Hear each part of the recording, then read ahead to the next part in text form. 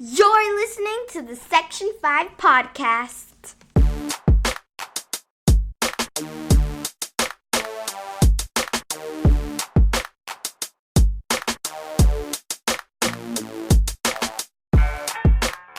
All right, everyone, welcome back. We're here with Section 5, Episode 7.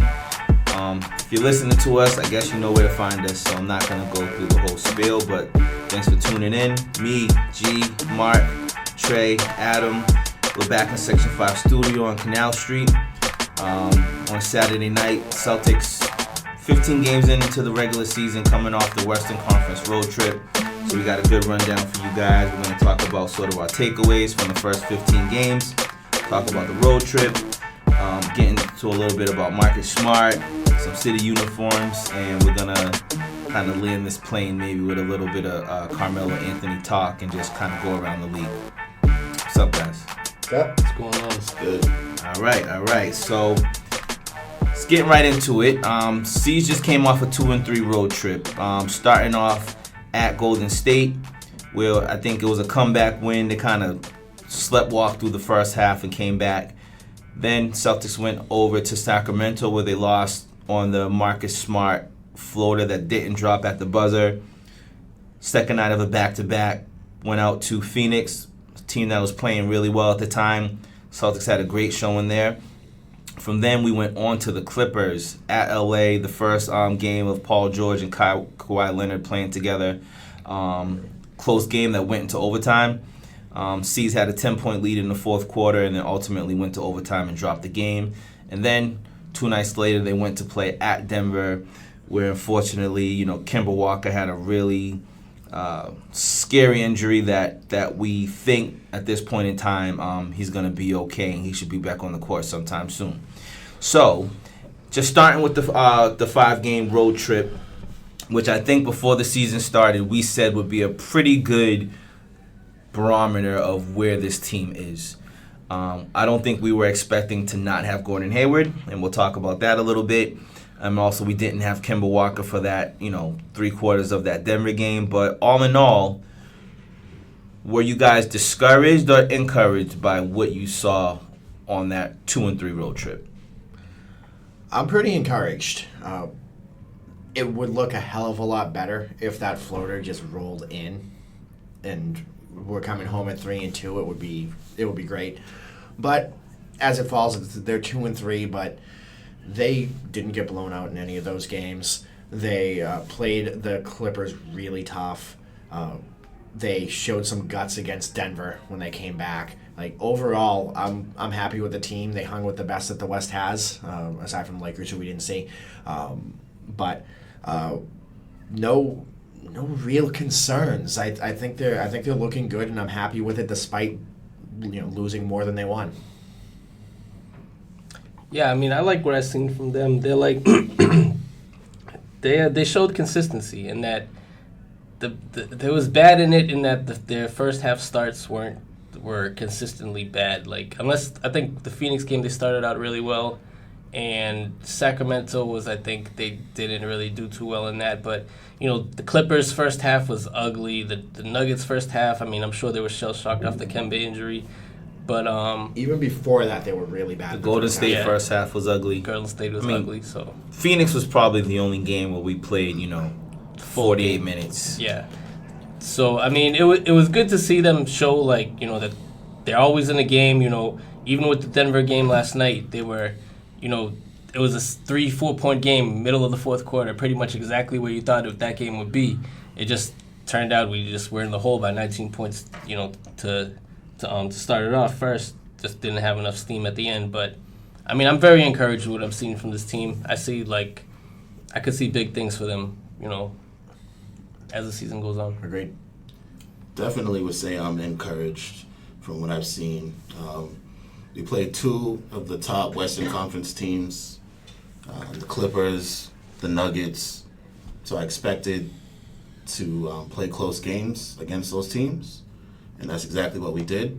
The Sacramento game was a bit of a disappointment. You obviously expect them to,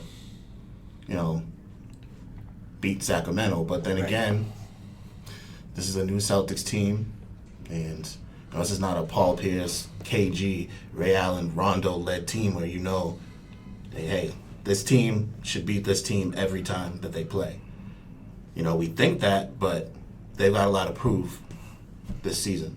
So I was encouraged. I was definitely encouraged by the road trip. Some good takeaways. Yeah, for sure. I guess, I don't know, maybe for the sake of entertainment, but I guess I'll go in the other direction. Particularly when we started off the season 10-1 and we're going out west, right? And by this point, Gordon Hayward had broken his hand.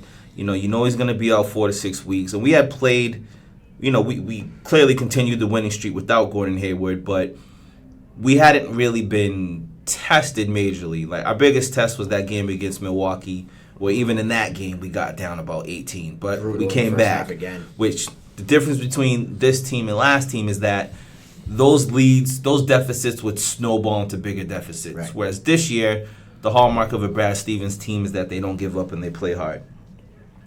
Golden State we struggled with. The worst team in the league right now. They got beat by 40 by Dallas the other day, I think. Mm-hmm. We struggled with Golden State, but we ultimately won the game. Sacramento we struggled with. No De'Aaron Fox. And they played us the whole game, and, I don't know if we want Marcus Smart taking the last shot of the game. We'll talk about Marcus Smart a little bit more, but, that fell short, and that could have been a 2-0 road trip. Phoenix was missing Ricky Rubio, and that was we played a complete game there. The Clippers one kind of bothers me because even though we were the underdog and, there's a silver lining to that game because we did take them to overtime. We did lose by 3. I forget what the numbers were, but we got outscored 31-10 or something like that in the last 6 minutes of the fourth quarter in overtime. We had a 10-point lead on them. We were playing well. You have to win that game. Yeah, you need to win that game. Yeah. And that was their first. It was Kawhi and PG's first game together. Okay, we're on the road. Okay, we don't have Gordon, but that's just a game that you need to win. And I was kind of satisfied that we played even with them after one quarter. But after one quarter, I think I kind of felt like, all right, we can beat these dudes. Yeah, right. We can beat these dudes, and we were playing well, and we gave that game up. And then the Denver game, which I guess you put an asterisk on that because Kemba went down, everyone feared the worst, and it took the team a couple of minutes to kind of, maybe like a quarter and a half to kind of get back into the game and start fighting. So I was somewhat discouraged by that road trip because we could have went 5-0 on that trip. They could have. I mean, and expecting them to is not. I'm not expecting them to, but we had the opportunity, and when the playoffs come, the difference between winning a series and not could be a couple of possessions. Right. But all that being said, before the season started, I think I said the Celtics would be 10-5 after 15 games. And we're 11-4, so pretty close. But, there was a couple of games that we could have lost during the 10-game winning streak. Mm-hmm. The Knicks game, Milwaukee. Twice to the Knicks, the Milwaukee game. So, it all evens out. But selfishly, the C's should have had at least a 4-1 road trip. Denver was the one that I thought would be the toughest. Yeah. At Denver, after 5 games on the road, you just want to get the hell back to Boston. But it wasn't a bad road trip. But I'm just splitting hairs here. But I really wanted that Sacramento game. Just the circumstances of that game. Yeah. Smart. He might not be the guy you want taking the last shot, but it was a good look. It looked like it should have gone, and it just bad luck. It rolled out. And another aspect of that game was Buddy Hield was on fire, playing one of his best games as a pro. And when a guy who shoots as well as he does is shooting like that, that's tough to beat. Whether it's Sacramento or whether it's someone on the Lakers, the Clippers, doesn't matter how good or bad the team is. When a shooter like that is that on, you're gonna have a tough time winning that game.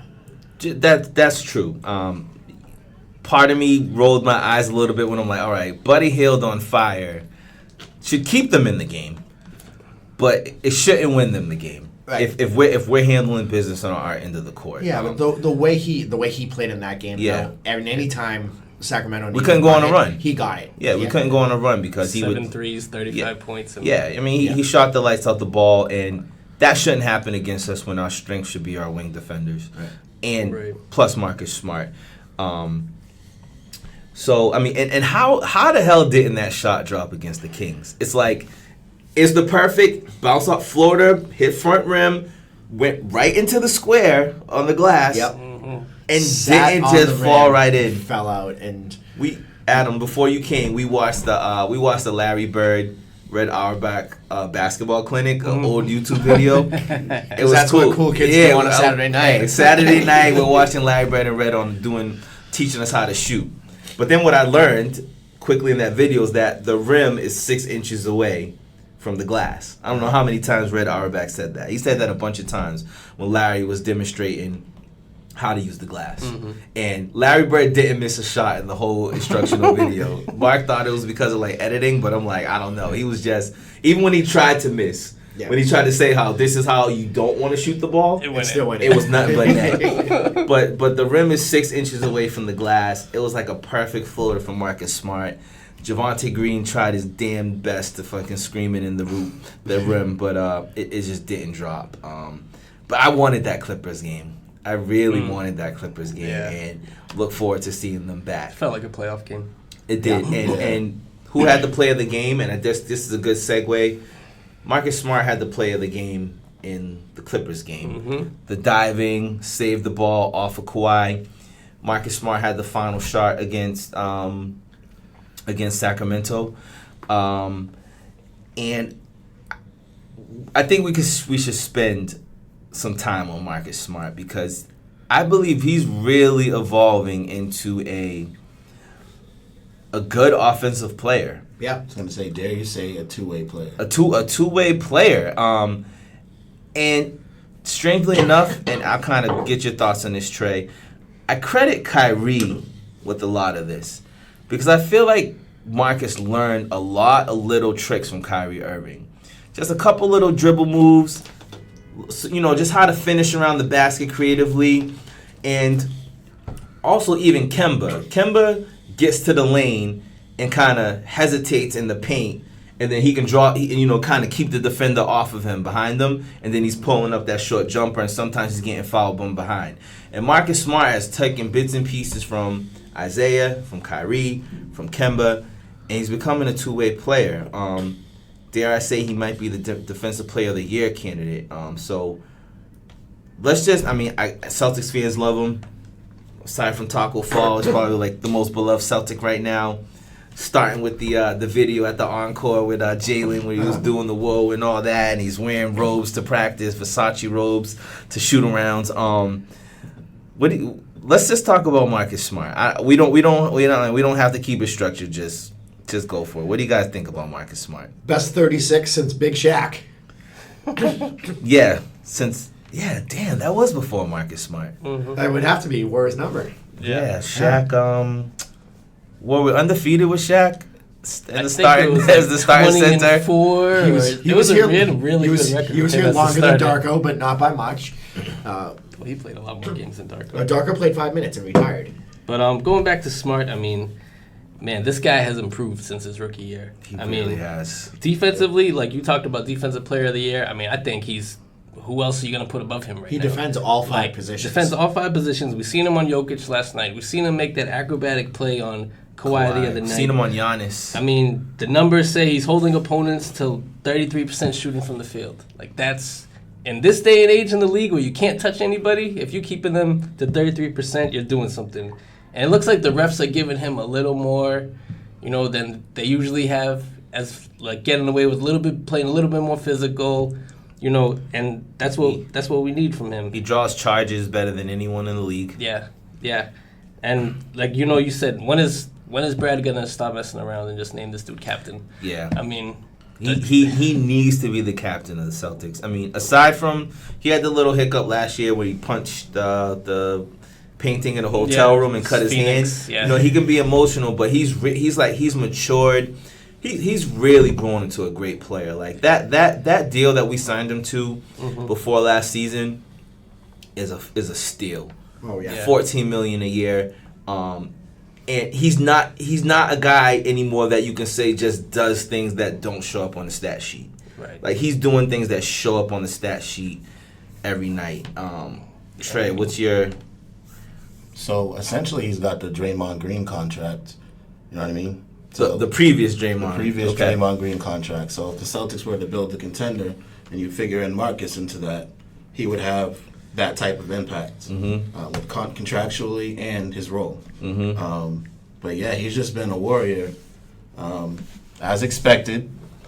I definitely think he's a defensive player of the year candidate. He's up there. He's probably leading. Yeah, he's probably the leading defensive player of the year candidate. Yeah.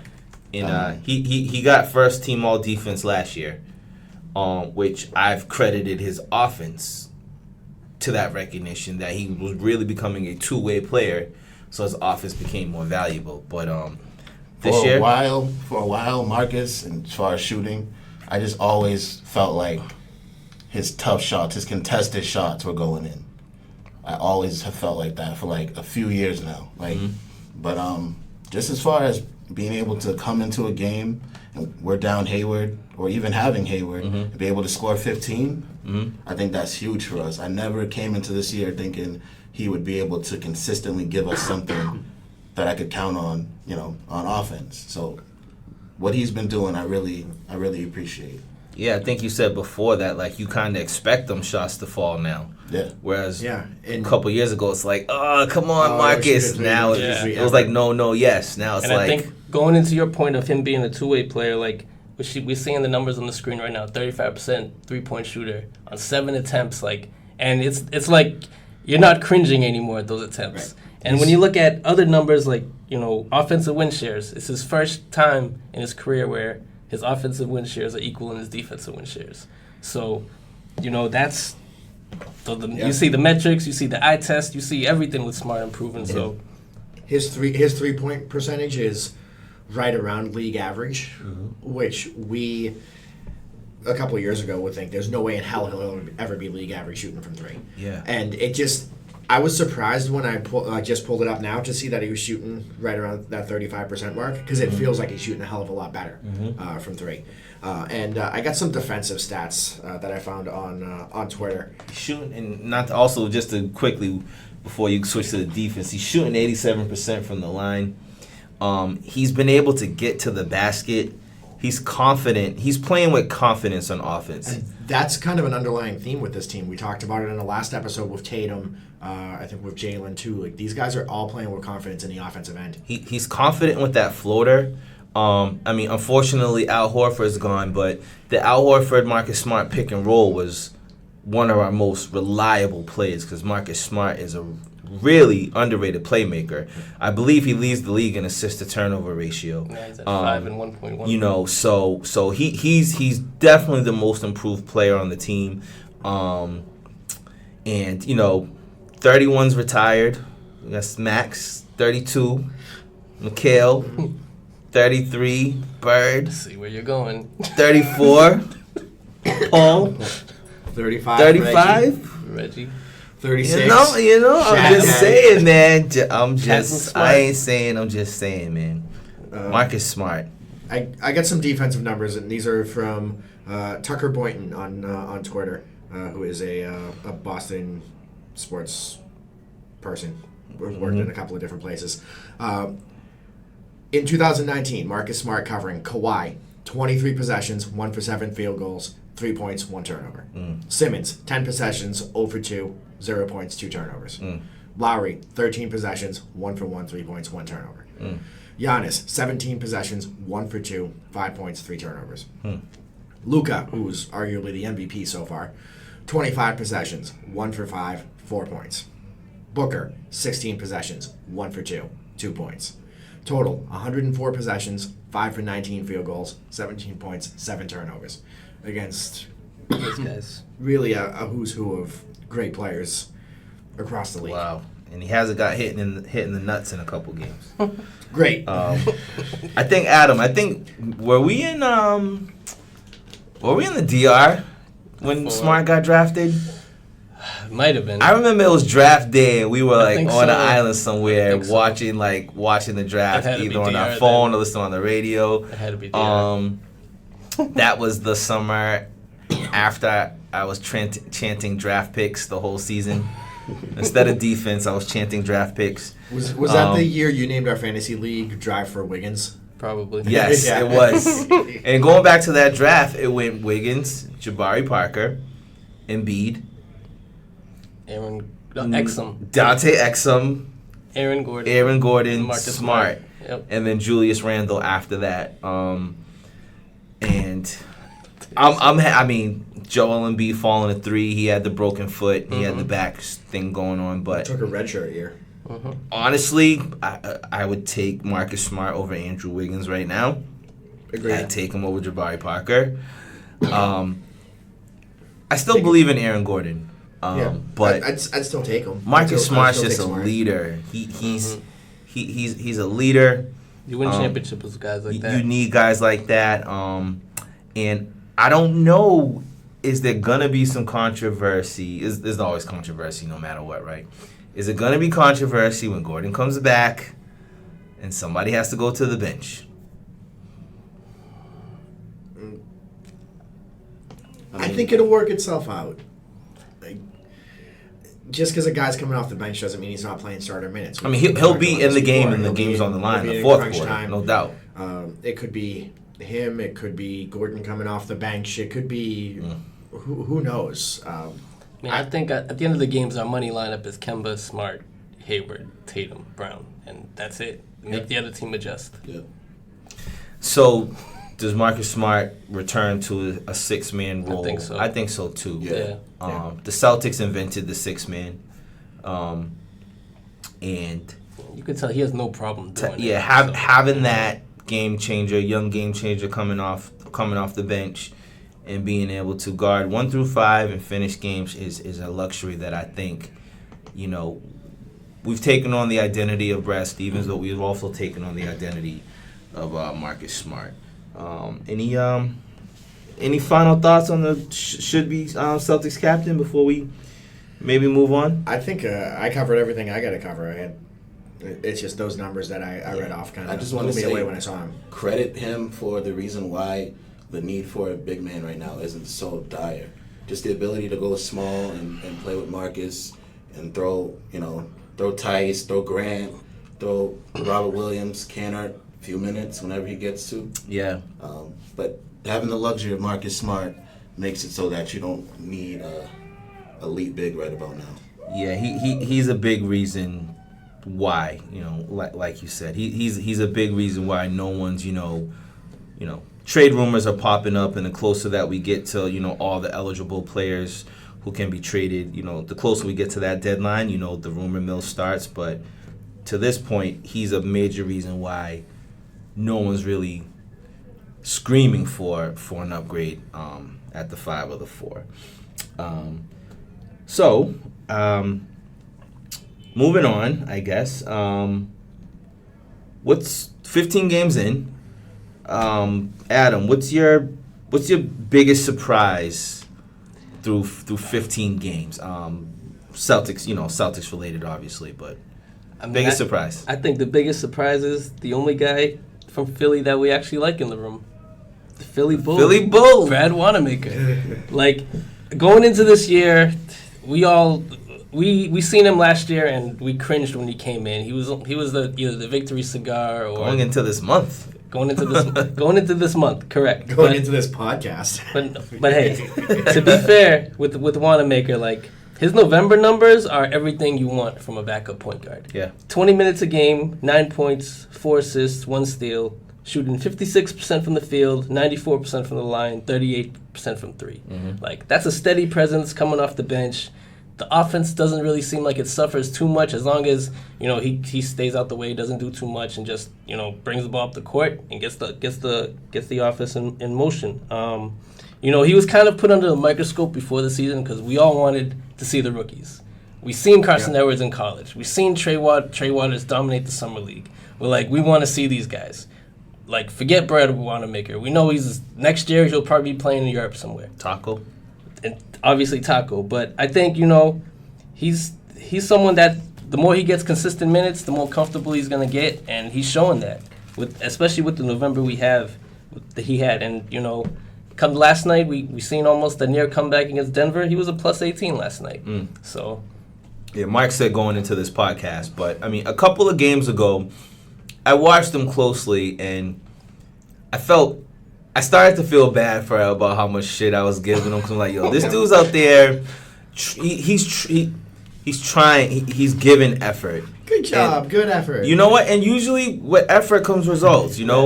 Effort plus opportunity equals success. That's something I was always taught. And he had the opportunity, he put in the effort, but he wasn't seeing the results yet. So, good old Twitter was just killing him. One of our sisters on NBA Twitter, Queen Lambright, she had an exchange with Brad Wanamaker, and she told him to have a good night. And I was just like, I'm like, damn, you just told Brad Wanamaker to have a good night, like the ultimate passive-aggressive insult. And kind of since that game, to Adam's point, he's really been playing well. He's been a floor general, dare I say. And I am surprised by that. I'm surprised by it too. And he's a guy who I have kind of said, like, there's a spot for him in the league. Just because he's had success overseas. He's had success everywhere he's been. He just hasn't really got that shot in the league. So I was kind of pro Wanamaker, like getting a look at him, having him in camp, maybe have him be that Shane Larkin role. But he's had to play more because of circumstances, and he's been pretty consistent. He had a rough stretch in that Washington game. I think he had turnovers on 3 straight plays or 3 straight possessions. One of them they got back on after a challenge, but of course I tweet out, Brad Wanamaker is a walking turnover, and as soon as I do that, he catches fire for 5 straight games. So really happy with him so far. So I would say my biggest surprise is actually Tice. So I agree with you guys on Wanamaker somewhat, but I just thinking about it contextually. Last year you had Rozier, you had Kyrie, who wasn't going to give up any minutes to Wanamaker. So he wasn't getting any time last year. This year, he's getting a little more opportunity to make things happen off the bench. And feeding off what Adam said, to me it was about, playing your rookies, the guys that you drafted, being able to play those guys, give them minutes, and see what you got in those guys. So, coming into the season, I didn't want to necessarily see Brad take their minutes. But my biggest surprise is Tice. Coming into the season, I would have never thought that I couldn't pencil him in any trade. Mm-hmm. But right about now, I find myself keeping him out of trades. Yeah. And he's made that big of an impact to where it's making you actually question. Could you just throw him in a trade? Trade for a big man? No, you actually have to second guess it because he's been playing well on both ends. Yeah. If you trade for a big man now, you want Tice to be the guy to come off the bench to spell that guy. Yeah, I mean, Tice is leading the team in rebounds with Jalen, leading the team in blocks per game. I mean, he's done his job. I mean, if you have Grant Williams, though, and Grant Williams able to step up, maybe not playing maybe not being your starting center. Could you perhaps, is what I'm saying, could you perhaps trade Cantor and Tice? Oh, I mean, Tice is also my biggest surprise, and the cost to upgrade him doesn't seem to be worth making the trade, because if you're gonna move from Tice to, you can throw some names out there: Steven Adams, Clint Capella, Tristan Thompson, maybe. Tristan Thompson. I threw out which wouldn't cost you a Tice, but I threw out like a Romeo Langford for Mo Bamba situation. But for all the guys we mentioned before that, you're gonna have to send out significant salary, and we ain't trading Marcus Smart. We just put his name up in the rafters, so that's not happening. You're not trading Jalen. You're not trading Jason. You're not trading Gordon. So what makes sense in order to upgrade from Tice? And he's been holding it down. He's been pretty consistent. He doesn't have he always had the Peyton Manning face after all of those fouls, like just the kind of coolest, aw shucks, what did I do look. he's fit. He fits well into Brad Stevens' system. He had a year. Danny Ainge got him out from Germany. He had a year to play, and he's really stepped in and has been a pretty solid starting player. I mean, ideally, if he was coming off of the bench, that'd be great. I think two of us said Robert Williams would be starting. I think two of us said Enes Kanter would be starting. Right. And everyone agreed that Daniel Tice would be coming off of the bench, and he's done an admirable job at the starting center. And I'll give an honorable mention to Grant Williams. I think we said this before the season. Like, he's doing the things that don't show up in the stat sheet. Yeah. Setting the right screen at the right time. One thing though is that he's 0 for the season from 3. Ugh. Just I don't think he has to hit them. Yeah, but he's not even stretching. He's not a stretch because the defense isn't respecting that shot. Right. So he's not opening up the floor. He hasn't hit a 3-pointer, but he's had some really good blocks. He's just made some heads up plays, and I like Grant Williams. I'm surprised, and maybe you shouldn't be, because was he a junior? Did he come out as a junior or a sophomore? Junior. So usually those guys who've had a couple of years in college, but he's been a great addition to the locker room, and clearly he's earned the coach's trust to an extent. I think he had his first coach's decision DNP against the Clippers, was it? The game before Phoenix, I think it was Sacramento. Oh yeah, okay. Well, we lost, but good things happen when he's on the court. So he's been a surprise for me as well. So that's 11-4. Those are good signs. So we don't want to be. I think we got 3 homers out of the 4 of us. Three quarters of us are homers. So what's your biggest disappointment? It'd only be right if I started with you, Mark. Yeah, it's biggest disappointment after 15 games. It's been a problem with this team for 5 years now, and it's still a major, major problem. They go through these cold streaks, 5 minutes, 8 minutes, and they can't hit a fucking shot. Yeah. And it drives me wild. It's frustrating. It happened last night, and last night you're listening to this whenever, the Denver game, the last game before we recorded this. It was probably the worst it's been this year. They couldn't hit anything. They were missing layups. They were missing threes. I think we went 0 for 18 from 3 to start the game against the Clippers too. Okay, yeah. Just to prove your point. But they were, I think the Denver one was worse because they weren't scoring points. Yeah. They weren't getting anything out of it. Yeah. And, in the first quarter, you see Kanter come in. He gets an offensive rebound, puts one back, and that's where this guy can really add value to the team because he can help maybe stop those runs a little bit. But second chance points, right? Those need to go away. We can't have these 2 for 18 stretches if we want to expect to beat good teams in the playoffs. I agree. I think that the silver lining in that is that this year again we expect them to come back. Yes. Like we expect them, the Celtics, to make their run and make it a game, no matter how poorly we started. I think we felt that way through about 15 or 20 games last year, and then it just never happened. And then after that Clippers game, where we were up by 20, and then the Clippers came back and just destroyed us. It was high 20s, wasn't it? And then the Lakers game where Rondo hit the buzzer beater and we blew the lead. Last year you started to kind of expect things would go from bad to worse. Right. This year, we need to clean it up, but at least we know that we don't check out of the game. Right. And we continue to fight, and that's a Brad Stevens team. There's that positive piece, but it's just still absolutely wild that they. Oh yeah, we're supposed to be negative. We're gonna stay negative. No positives in this segment. No positives. Yeah. Hit your damn shots. Yeah. Don't go 2 for 18 or 2 for 25. Just don't do it. Stop it. Hit your damn shots. Yeah, I mean, to touch on that point, my biggest disappointment is our cold spells, but specifically for Kemba Walker in the first half. I mean, I'm sorry to bring in a little bit of positivity, but for his second halves, Kemba Walker, 9th in the league in scoring, 14 points a game, shooting 48% from the field, 53 from 3, 92 from the line.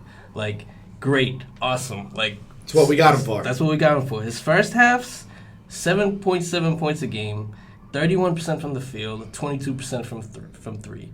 Like, I think at some point that got to fall on Stevens to get him easier shots, better shots, to get him going earlier in the game. I was gonna say, what do you attribute that? Are they not warming up right? Like, it's just this weird shit. like, You used to see it in baseball where guys can't get out of the first inning, then they. In the fourth quarter, lots of times the system just goes to the backside and it's like, let's just ball, and he's just balling. But I mean, it's the second half. Like, those are second half numbers. How he's top 10 in the league. But I'm sure those are weighted heavily in the fourth quarter. It's literally 7.4 points in the fourth quarter, so he's about 7 in the third. Okay. So it's I was going to say, it would make sense that you would think the defense would key in on him during the fourth quarter. So you would think that that's a time that Tatum and all the other guys need to be the go-tos. Yeah. And Kemba kind of needs to, do whatever he needs to do to keep us going.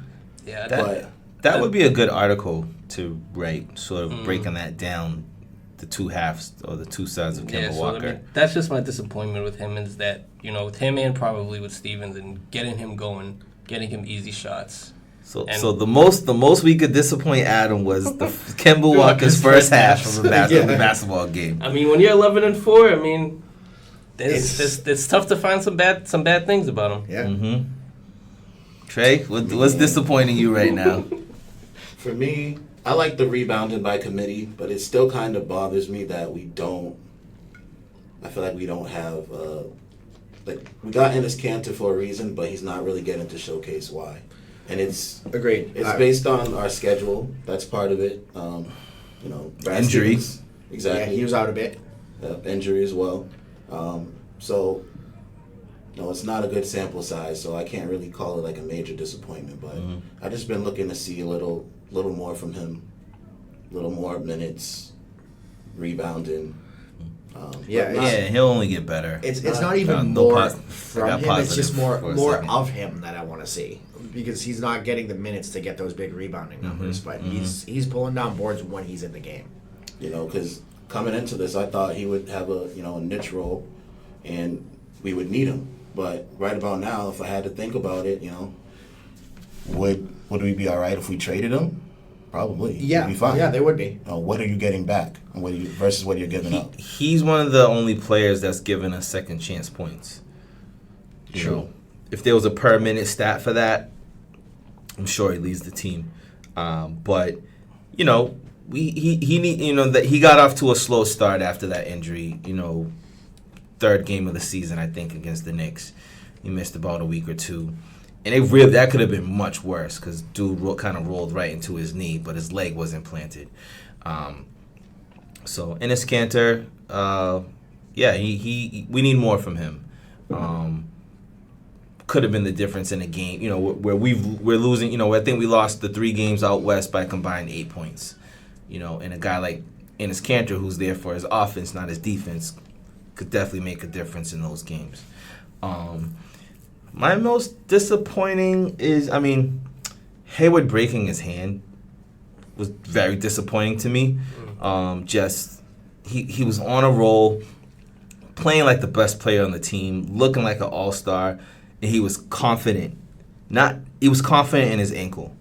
He wasn't thinking about it. He was just balling. That was disappointing. But more so in the spirit of the question, Jason Tatum at the rim has been the most disappointing to me. Make a layup. He has to finish, and clearly this is not an aspect of his game that he focused on. He focused on the triple threat, jab, step back, crossover, pull up. And obviously he's made a conscious effort to get to the basket, which is great, but he's not finishing. At least not at a level. Jason Tatum finishing at the rim is the difference between him being a really good player that he is, and he looks like he's headed towards an all-star track, to a best player on a championship team type of player, where he can just get to the basket and finish. And that's been disappointing to see, because he has the potential to do it. And I'm certain that he'll get there. But it's just you just see it. You just see the potential. You just see what he's capable of. And Jaylen Brown's not far behind him. Jaylen Brown's a much better finisher than Jason Tatum. If you had Jaylen Tatum, like I said before the podcast, if we had Jaylen Tatum, like, we're going to the finals. But or Robert Cantor. Robert, yeah, the Turkish Time Lord. I guess relative to what we all expect and see out of Tatum, it's just been kind of disappointing. And I'm not even talking about. I haven't even gotten to just his 2-point shots, which he's shooting an extremely low percentage from 2, and that was sort of his go-to shot in college, and it's really just kind of failed him. But I think he's kind of like, he's trying to balance the analytics. He's trying to balance sort of what the coaches want him to do, what he's most comfortable doing, and fitting that all into a team game and being the leader. And at the end of the day, though, he's our closer. And he just needs to get better around the rim. If he improves around the rim, and Jaylen Brown improves at the free throw line, you really will see an overall improvement from the team as a whole. Both of those aspects are essentially do what you're doing, you're getting free points. Like if he starts finishing and Jaylen starts hitting the free throws and in opportunities they're already getting, you can add 5 points, 8 points a game to the team total. And he's notorious right now for showing his displeasure with when he doesn't get a call. And he puts his arms in the air, right? Everyone knows that Jason Tatum throws his arms. But then you also realize how long his fucking arms are. Like, his arms are ridiculously long. And he's at the basket, and it's like, you just got to get it up there. Like Red said, man, the rim is 6 inches from the backboard, and you just lay it up. You just get it in there. He needs to watch that. Jason Tatum, watch that video with Larry Bird and Red Auerbach showing you how to make a layup. It'll help you out. The box is there for a reason. It'll help you out. But yeah, I mean, again, 11-4. I think we're doing pretty well. So I guess transitioning, kind of wrapping, biggest disappointment, biggest surprise. What's your biggest takeaway from the first 15 games of the season overall? What's your biggest takeaway? I think we're contenders. That's mine. That's mine too. I agree with that. All right, we're playing this one well. It is. Like, you had your questions about how this would all work. And, I mean, I think we said that we would see the C's as, like, top 2-3 seed in the regular season just because, we'd be playing together. We had Team Shamrock. I didn't believe in Philly. Milwaukee lost Malcolm Brogdon. It doesn't seem to have a great supporting cast for Giannis, but we're playing like a team again. We're playing like a Brad Stevens team, and we can compete with anyone. And we've been doing it without Gordon Hayward, who's looked like an all-star. We've had one game with everyone on our team. Wow. One game. Wow. And it was the game before the San Antonio game. Wow. Including Cantor? Including Cantor. One game. I was going to guess the Philly game, which we lost. Cantor got hurt halfway through that one. Okay, yeah, he didn't finish. I'm just waiting for this mini curse to end because I'm tired of these injuries. Yeah. If you look around the East, though, Toronto's been without Kyle Lowry. Mm-hmm. The Bucks don't have Middleton. We lost Gordon, and Hawks. Thank God. I went on a bit of a rant on Twitter about praying yesterday. But thank God that we don't have to spend a ton of time talking about Kemba Walker's injury. I wasn't watching the game when it happened. I got the fuck text, which is so bad. If you're on any of our texts, whenever somebody says fuck, it's like it could be anything. Like I said, it could be a turnover, or it could be someone broke their leg in half. And I was just hoping for the turnover. Right. But I'm like, man, why did Trey send this? Like, what the hell's going on? And before I saw what actually happened, I saw that Kemba Walker went out on a stretcher, and everyone was pissed at Semi.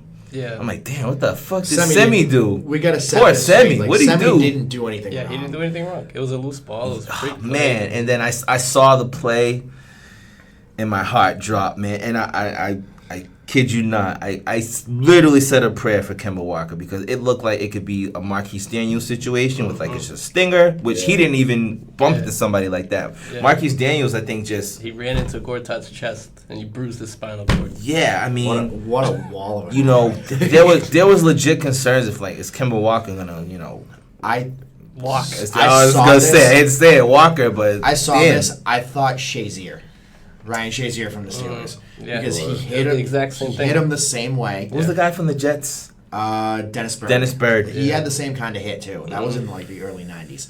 That was in the pre-Trey years.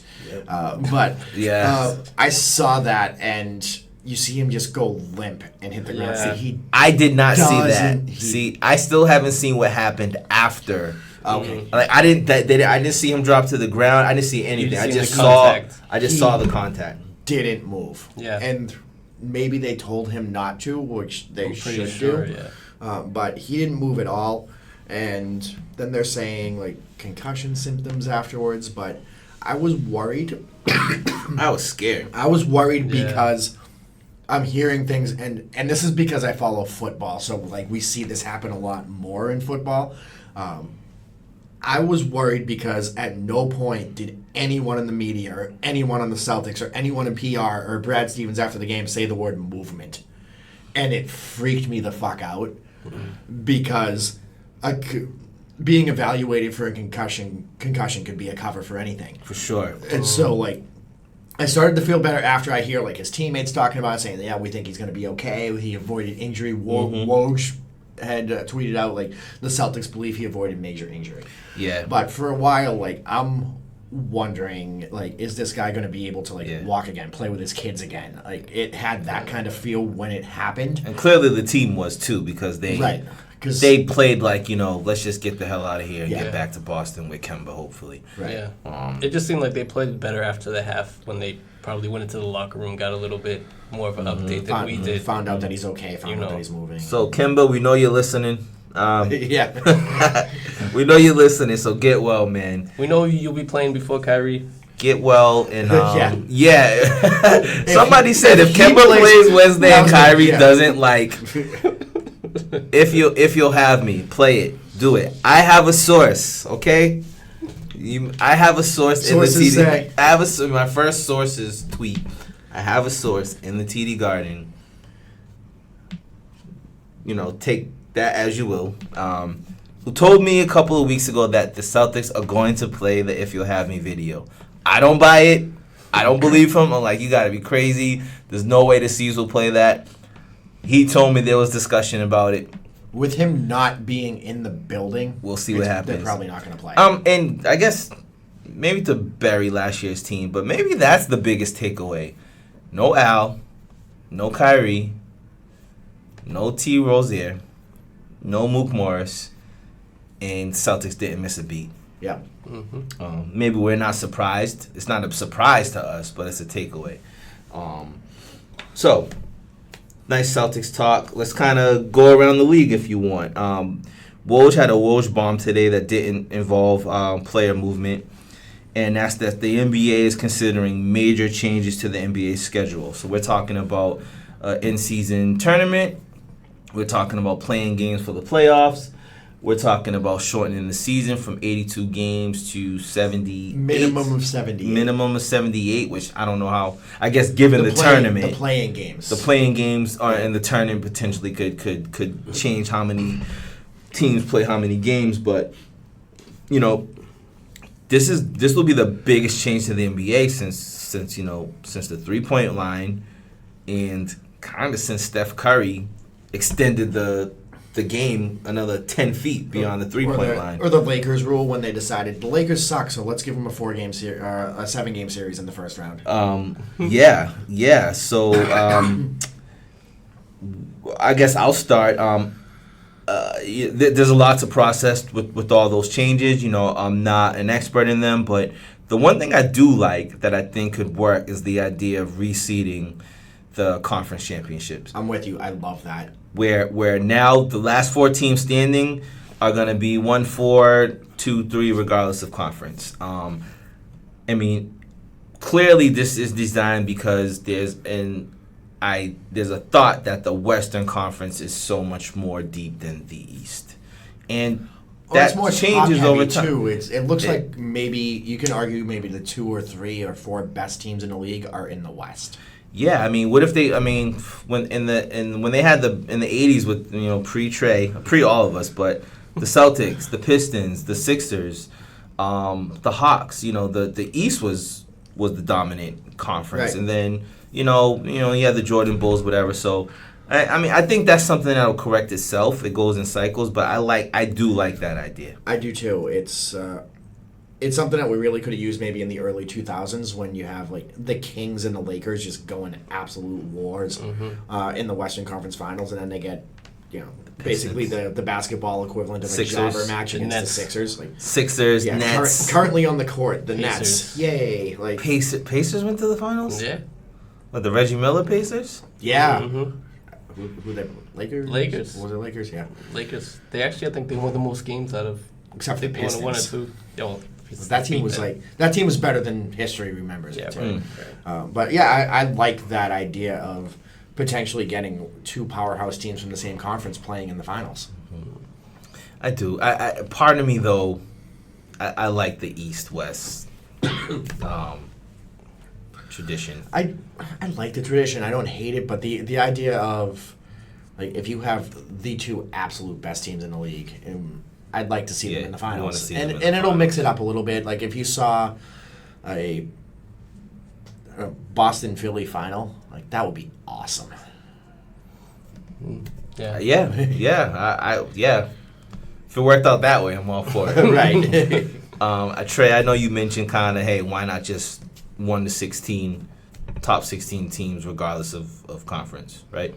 So yeah, I like that idea just from the standpoint that the best 16 teams make it. I'm sure it creates some other issues. You got to balance the schedule. Right. That's the tough part. Yeah, so like that's a tough part about that concept. But just the idea of the best teams making it I think would be good, beneficial to the NBA. But like you guys are saying, schedule would be a big factor in that. Yeah, I mean, I like the reseeding at the conference finals. I think it gives us a chance to see the 2 best teams in the finals, and I think that's what you want to see in sports. You want to see the 2 best teams in the finals. Why not just reseeding the playoffs as a whole? Like you have your East and West, your Hockey top does it. 8, and then you just just reseed reseed the it. entire playoffs. Mm-hmm. You can do that. I mean, why wait until the Actually, it's a hockey good does- idea, but why wait until the conference finals? I actually misspoke. Hockey doesn't do it anymore, but they used to. And I liked when the NHL did it. Yeah. An 8 seed wins against the 1. Like they're playing the 2 A in the lot, next yeah. round, no matter It- where they Yeah. fall. Adam, what do you like the MLB playing game? I do, and I actually like the 7 through 10 to determine 7 and 8 spots. Right, Like so- I like that a lot actually. Like that's pretty cool. It adds some excitement. You get some ratings for games that usually won't get ratings. So, as a fan, would you rather your team get the 8th seed or a lot of more balls in the lottery? I mean, it depends. If I have a team that's like been hurt all year and they're finally coming into shape towards the end of the year, kind of like I guess the strike shortened Knicks team. Well, those C's, the 2010. The 2010 C's, like a team like that, like The I'm all Isaiah team. Yeah, I'm all the for Isaiah getting that team 8 where we're seed. just like, But if get I'm that like 8 a seed. young team that we obviously need someone else, and if we get to the 8th spot, we're gonna get swept in 4 games, and it's not even gonna be close. Then yeah, I mean, I think it depends on circumstance, but I do like that play-in to see who's gonna be those last 2 seeds. It would have. Now, is that a really- series though, or is it one game? It has to be Something one like game. something Right? like All one right. game. I mean That's pretty cool. That's like a game 7. Yeah, that's pretty cool. For both all Yeah, teams. and I'm sure the players. I know the players would love it. Like players want that playoff stage. Like if we're looking at last year's standings right there. You got San Antonio playing the Lakers. No, Oh, so it'd be it's 7 it's 7, 8, and, Okay. and San 9. Antonio playing the Clippers. San Antonio play no. San Antonio playing the the Clippers. and then Kings the Lakers. Yeah, and then, so the winner of San Antonio Clippers would get the 7th seed. And then- The loser would play Kings Lakers. Kings Lakers I winner. think that's For the pretty 8th seed. sick. That I mean, That's I think pretty the owners would like it because owners want those 2 home playoff games, right? Mhm. Yep. Players want that playoff stage. But then you have this problem with Great TV ratings too for those games. Yeah, you have the problem with purgatory, where you're in the middle. You got the high of the the eighth seed, and then you come crashing down 2 weeks later when you're out the playoffs and you don't have a good pick. But I will say, one, there's lotto reform, and two, more than ever, you can find really good players anywhere in the draft. We talked about Jokic. Yeah. We talked about, you got Giannis. You got players like Kawhi. Paul George. Yeah, you're lots getting of these those guys. players It's more weren't of a top 5 crapshoot, picks. And the NBA could have really benefited from this last year because they would have had LeBron in the playoffs. What about the summer tournament? I mean, summer league's really popular for a ton of reasons. It's actually not a summer tournament though. No. Sorry, the in season tournament. Summer league is popular, one, because there's not a lot going on. There's Major League Baseball. You do have some of the rookies, but it's a tournament and it draws your attention. So my first thought was like maybe a pickup style tournament in the summer may be more attractive than like fitting an end season tournament. And then we even talked about maybe doing a tournament based on geography, where all the players from the Northeast are on one team, all the players from California. Based on where you're from, you're teaming up with those guys from where you're from, and not just your NBA team. And you have a tournament that way. I just feel like a tournament may be more attractive during the summertime, where guys are playing pickup anyways. You hear about all these legendary pickup games that we don't get to see. You get a few, like when Jordan Crawford dunked on LeBron, right? And they like destroyed the tapes. Stuff like that, like you get in the summertime. But the in season, Mark, what do you? I think the idea of an in season. I think the in season tournament is a dumb idea. Actually, can I? Was that your exact quote on Twitter, or should I find out what? You can find it. What you said on it has Twitter. fucking it somewhere. Let's see. How you really feel? It's a mid-season tournament. Oh, fucking stupid. Yeah. Yeah. An in-season 30-team NBA tournament. That's fucking stupid. Because my big question is, why do I care if my team wins that? They win some trophy that doesn't mean shit. They play some extra games. It's going to get some extra risk of injury, some extra mileage for guys who are going to go on a run for the trophy that matters at the end of the year. The only way that I'm in for this is if the winning fan base gets a pizza party. Nice. I love that. Sure. There's some incentive though. There's some incentive for There's gotta be some There's incentive. 9th seed, the 10th seed to fight for a playoff spot. No, but for the in-season tournament, what's the incentive for that? There's going to be some those sort of games money lead up incentive. to the 7, 8, 9, 10 seed. Maybe it should be like the NCAA, where you get like a automatic berth from like winning the tournament or something, and that's built into the. See, that makes it interesting. Now they're building these end season games into the 82, so they're cutting it down from 82 to 78. But they're going to incorporate some of these end season games. So it's going to go back up to 82 or 83. I mean, in Boston, we're not going to give a shit about the Celtics won the end season tournament. Like we don't hang. I don't care. So I'm just that part I'm trying to figure out. I mean, if there's novelty to it, give me play the games outside. Right? You can't do it here because they're talking like from Thanksgiving to early December. But go play a basketball tournament Vegas at Caesars. Like that would be cool. I'm in for that.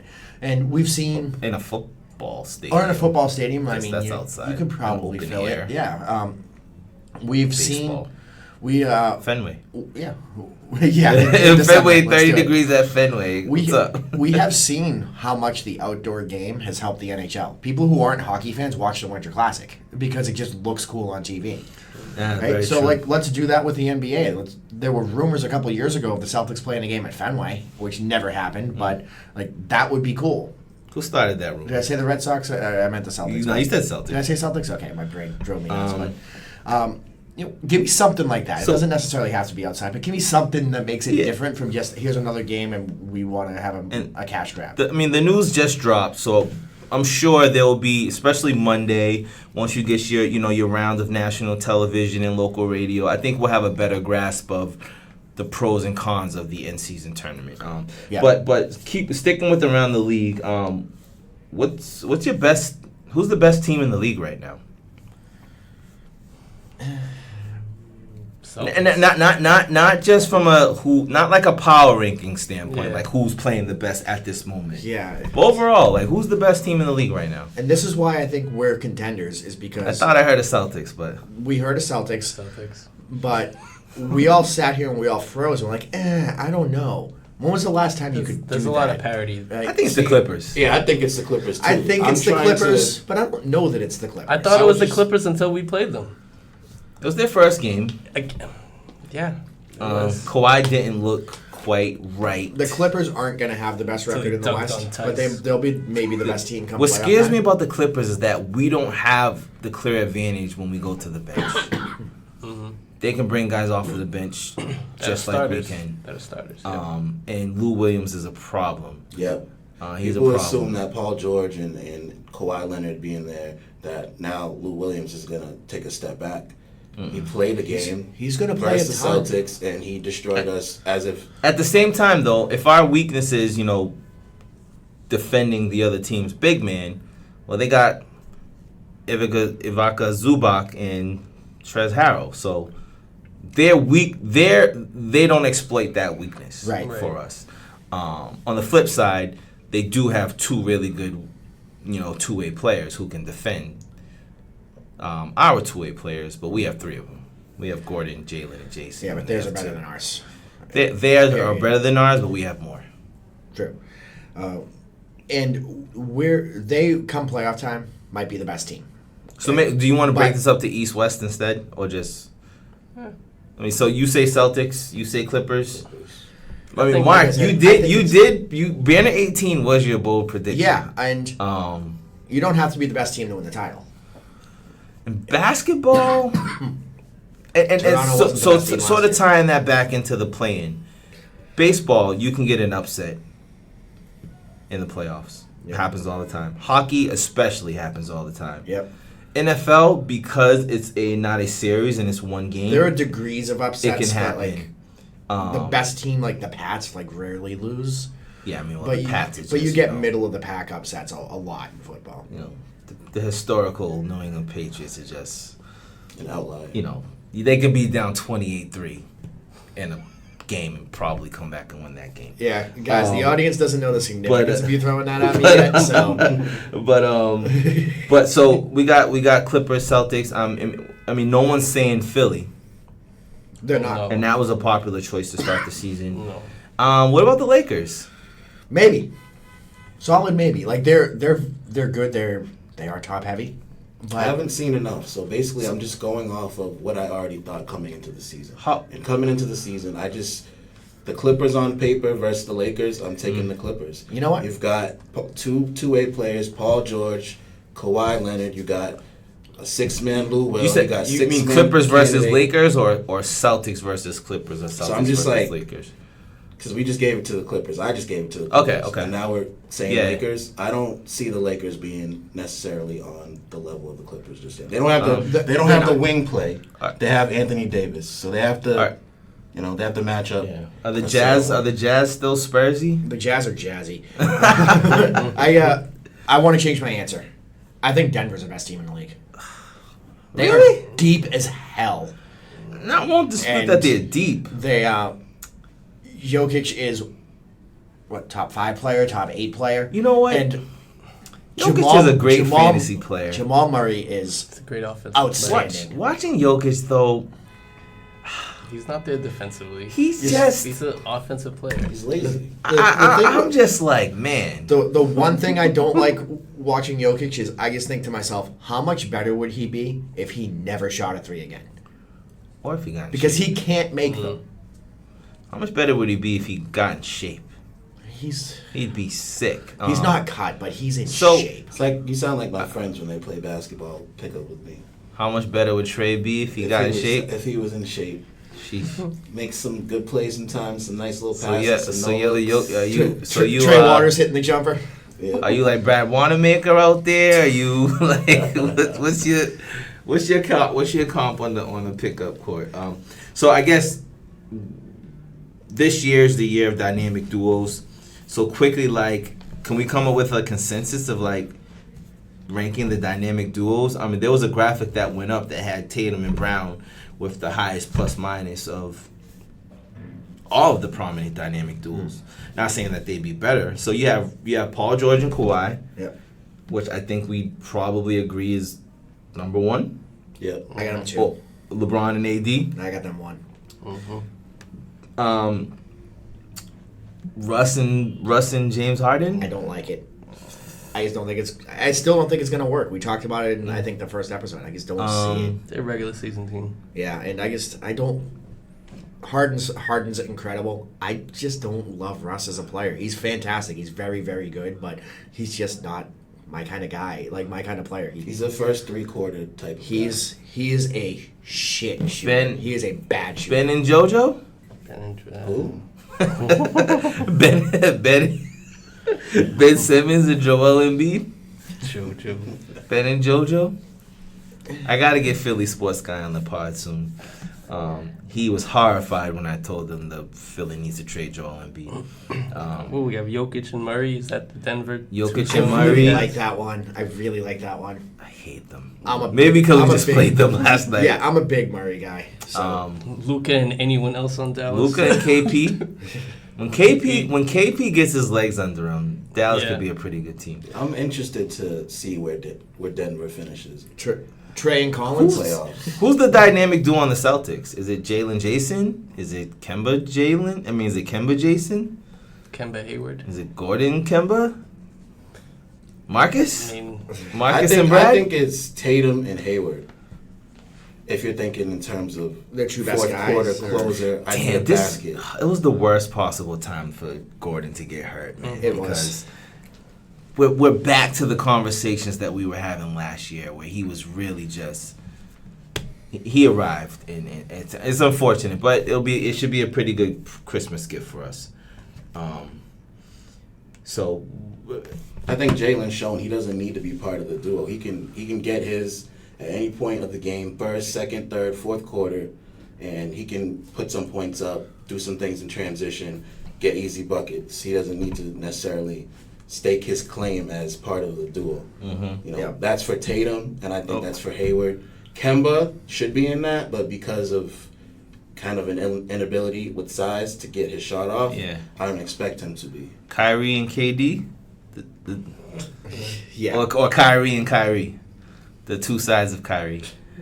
My hot take, man, I said they'll never play a game together. Jackie Mack already had her article. Stephen A. dropped his little tidbits about issues with Kyrie in Brooklyn.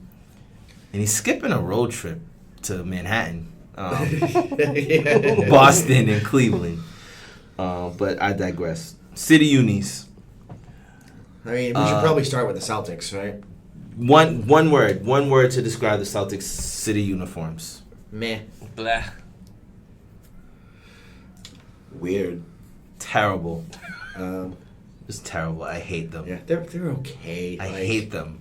I like the color. I like the idea of them. I like the font where it says, I can't remember if it says Boston or Celtics, but I like the font of that. I think it says Boston. Right? The numbers, it says Boston. The numbers look weird. The numbers are too skinny. It looks like when they were creating the concept in whatever program they use, they didn't hit bold on the numbers, and then they printed it out and they made the shirts. Like those jerseys were brought to you by the Erie Pub. Yeah, that's true. They're this. We called them earlier the Southie City edition. Goodness, I mean, I really thought that the Shamrock and the name Celtics was Irish enough, but they had to take it to another level and go with the Celtic font. I mean, they're better than Enes Kanter's flip phone showed them to be, but yeah, they're so bad. They were like turquoise. I wouldn't buy one. So what are the best ones? We had them up on the Section 5 studio screen. The one I seen that I really liked was the Pacers. I like that one too. Yeah, I like the Pacers. I like the Pacers ones where they had just like I'm not even gonna get into that one because I can't describe it over the pod. The Mavs. One that's kind of controversial is the Mavs. I really like it. One of my favorites. Those look like, I mean, Graffiti. It's graffiti in Dallas. It's don't what they were going go together for. in my mind. They were going for an artistic look. It is artistic. Trey said it does look cartoonish, and it kind of does, but that's okay. It looks It's like a mural. See, they had to I like it. stand It's Kristaps different. Porzingis in front of that wall for understand. people to get the concept of what they're going for. I mean, clearly it looks like graffiti, but Because if they just had that's him more with like that East jersey Coast. on, That's like an East Coast thing. I think a lot of people Not would like dislike Dallas. I don't know, Nuggets. I like it. The Nuggets ones I like. Good Jokic.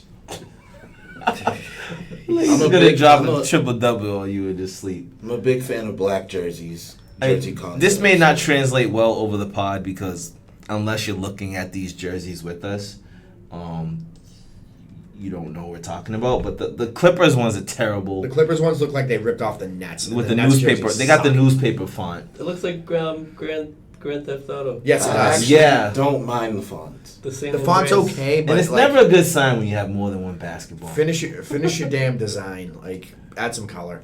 The Lakers kind of pay homage to the. I saw some old school pictures of a All-Star game in LA in like the 60s or 70s. Yeah, Those I like look the stars those. on it. Those get a passing. grade. Cream City. The Cream City ones are Cream garbage. City. They're among the worst. Cashews, everything around me.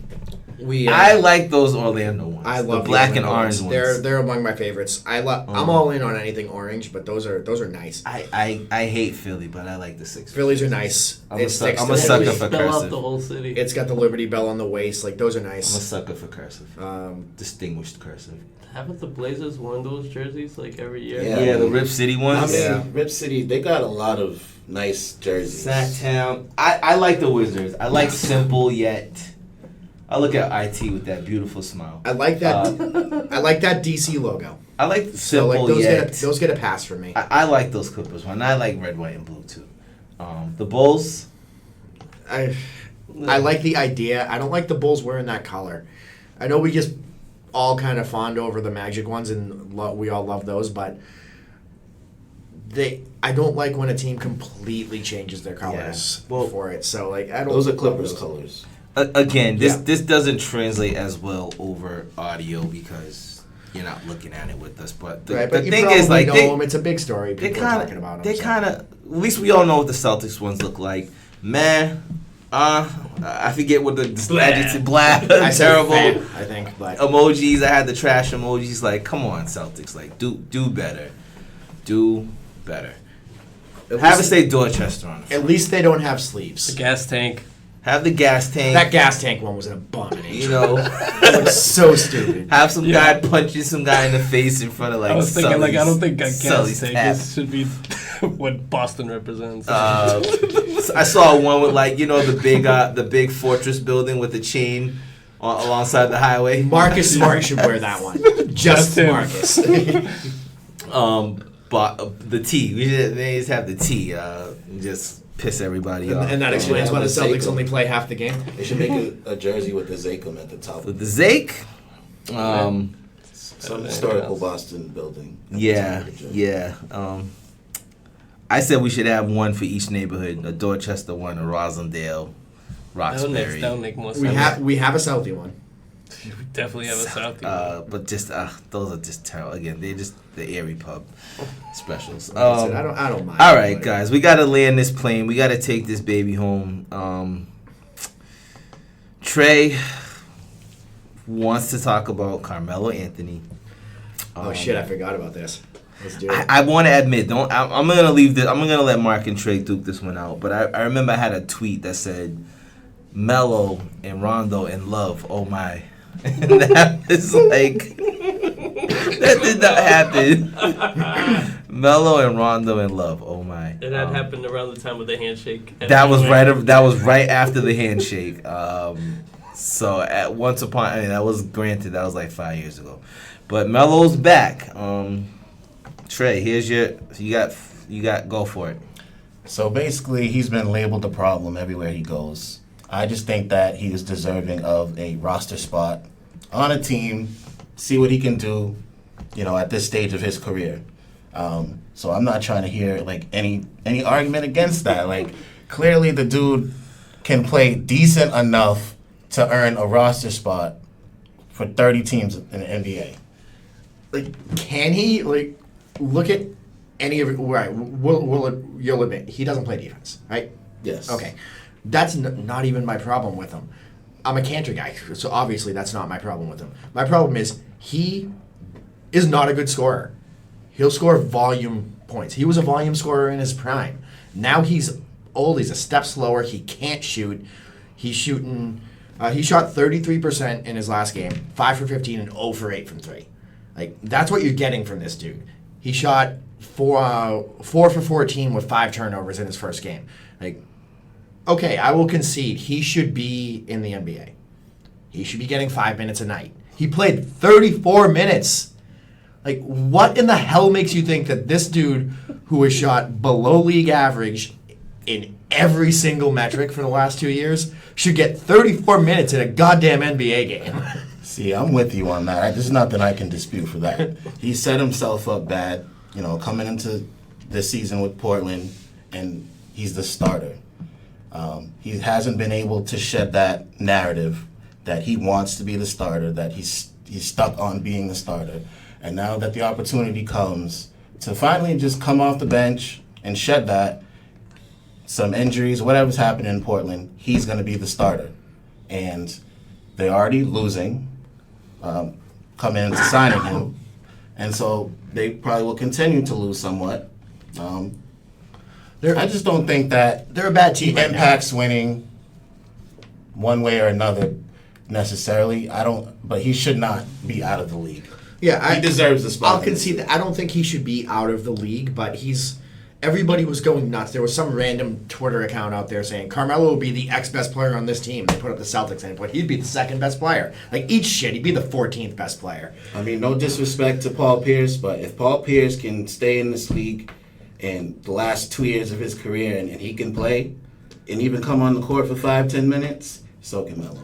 Yeah, but Pierce I was a better understand. shooter, though. Like, Melo can't shoot. Melo shot 32% from 3 with Houston last year. He played 30 minutes a game, and he was shooting 6.4 threes at well below league average. Like, if that guy's shooting threes at that rate, he's hurting your team. He's doing nothing but making your team worse by being out there. But then again, what did you say that Melo does? He has to have the ball in his hands, and he's a scorer. So if you have Harden and you have CP3, that was never going to work. No, it wasn't going to work. But like the year before, he didn't shoot well either. He shot better from 3, but he shot 40% in 78 games with OKC. Like that's That's fucking been my joke. whole argument. Throw OKC out the window. Throw the Rockets out the window and give him another chance. And see, I mean, What about the Knicks? he was excellent when he was borderline excellent when he was 27. Yeah, but he's just like throw out those last 2 years. he's Who's a better player right now, Gallinari or Melo? Gallinari. Come on. Man, that trade back in the day, Gallinari, who was it? Mozgov, Felton, Wilson Chandler picks. All I gotta say about Melo is Ice Cube, get on the phone. Big 3 MVP. Big 3 MVP, Carmelo. Melo still He is- doesn't know he is how not to cut an agent to the zero. basket. He still hasn't figured it out. Paul Pierce learned a long time ago how to cut to the basket. Melo's still figuring that out. Like he's 35. Is he gonna figure anything out? Like, But the book is closed on this guy. Like he is what he is. All right, the bell has rung. It's a tie. All right, guys. Thanks for listening to episode 7. Next up, Celtics are back at home for a little extended homestand. Maybe Kemba will be back before Kyrie. We appreciate you listening. Please go rate, subscribe, like, review, follow us on Twitter, follow us on Instagram. Appreciate you listening, and we'll be back soon for episode 8. Later. peace.